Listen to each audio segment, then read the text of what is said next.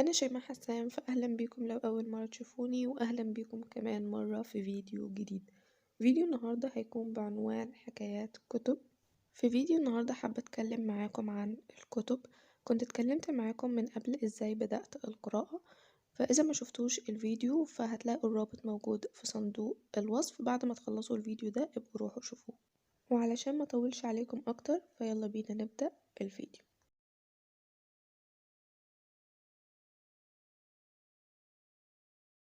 كنت اتكلمت معاكم في الفيديو اللي قبل كده عن ازاي بدأت القراءة وايه الكتب اللي قرأتها واول كتاب قرأته، ولكن ما كنتش متذكرة ايه اسم الكتاب.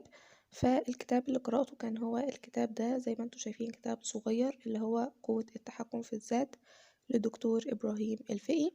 زي ما واضح قدامكم كتاب صغير بسيط لطيف، قرأته في 2016. تقييمي للكتاب وقتها 5/5. بصراحة مش عارفة لو قعدت قراءة الكتاب مرة تانية هل هديله نفس التقييم ولا لأ. وده بكل بساطة لأنه أنا ما بحبش إعادة قراءة الكتب مرة تانية. الكتاب ده لما جيت قرأته وقتها كنت شايفة إن فيه معلومات قيمة وجميلة ولذيذة وكتكوتة، ولكن اللي موجود في الكتاب في الوقت الحالي بالنسبة لي هي أشياء بديهية، فما أعتقدش إن لو قرأته هحس إنه أنا مستمتعة أو مبسوطة بقراءة الكتاب زي ما بقرأ الكتاب لأول مرة. فكرت كتير قبل كده إني أعيد قراءة الكتب اللي أنا قرأتها من قبل. جربت مرة قبل كده محبتش الموضوع، وامبارح أقرب فرصة جربت إني أعيد قراءة الكتاب ده. الكتاب اسمه أن تكون نفسك لدكتور شريف عرفة. كتاب صغير وبسيط جدا، عدد صفحاته مش كتير، شكله من جوه ممتع قوي. في رسومات تفتح النفس على القراءة، وده اللي أنا كنت بدور عليه في البداية. الكتاب بيتكلم عن السعادة، إنه هل السعادة موجودة في المال ولا في الظروف. حبيت أفتح لكم الفهرس هنا علشان تشوفوا محتوى الكتاب. حرفيا قرأت منه الفصل الأول اللي هو هل السعادة موجودة في المال ولا لأ، وبعد كده انتقلت للفصل التاسع اللي هو بيتكلم عن أسلوب الحياة. قرأته كاملا علشان أشوف ملخص الكتاب، وده طبعا من باب تذكير باعتباري إن أنا بالفعل كنت قرأت الكتاب قبل كده. بكل بساطة هو الكاتب نفسه كتب لو انتوا حابين تتنقلوا ما بين الفصول فمفيش مشكلة لو انت حابب تشوف حاجة معينة، ولكن أنا أنصحكم لما تيجوا تقرأوا أي كتاب فاقرأوه كاملا، لأنه حتى لو انتوا حسيتوا انكم بالفعل عارفين المعلومة دي عدت عليكم قبل كده، بس أكيد في حاجة انتوا هتكتشفوها ولو لأول مرة. فحاولوا انكم تقرأوا الكتاب كامل عشان تاخدوا القيمة الغذائية الكافية لعقلكم.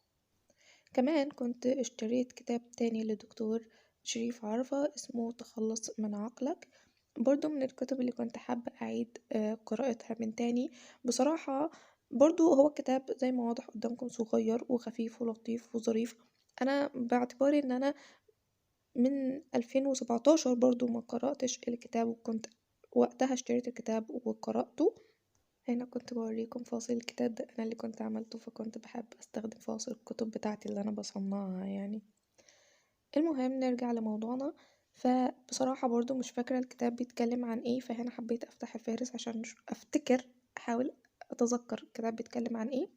بس حقيقي مش فاكرة أي حاجة من الكتاب، ولكن في الفصل الخامس والسادس اللي أنا فاكراه إن هو كان بيتكلم عن كتابة الأهداف، قد إيه هي حاجة مهمة وإزاي نكتب الخطوات اللي تساعدنا لتحقيق الهدف، وكان وقتها بيتكلم عن قاعدة سمارت.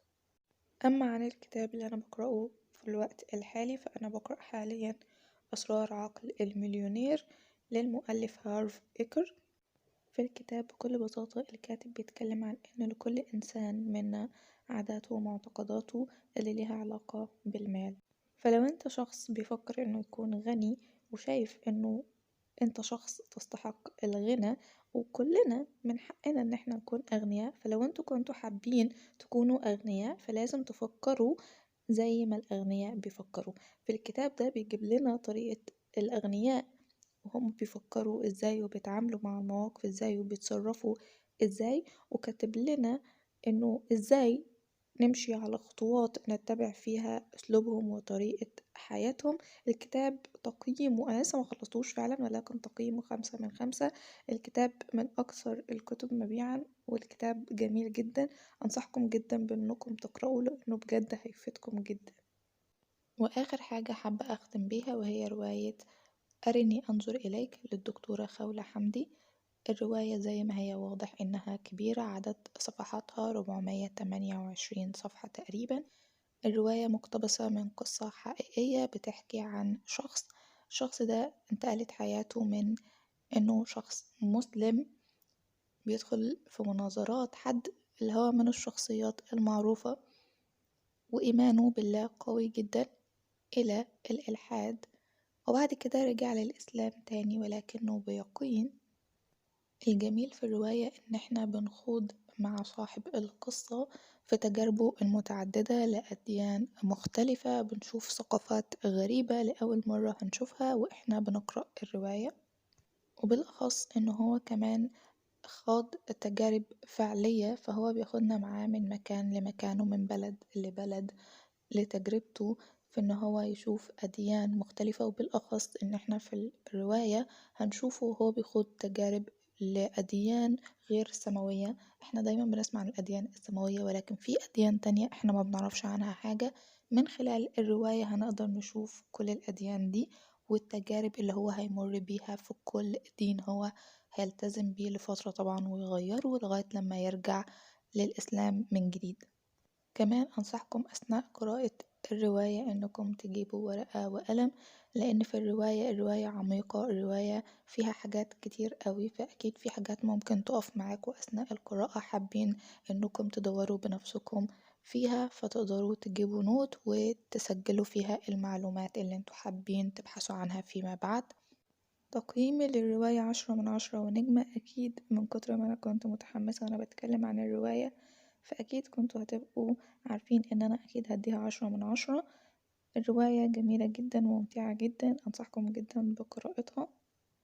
وبكده يكون وصلنا لنهاية الفيديو، أشوفكم الفيديو اللي جاي، كونوا بخير وإلى اللقاء.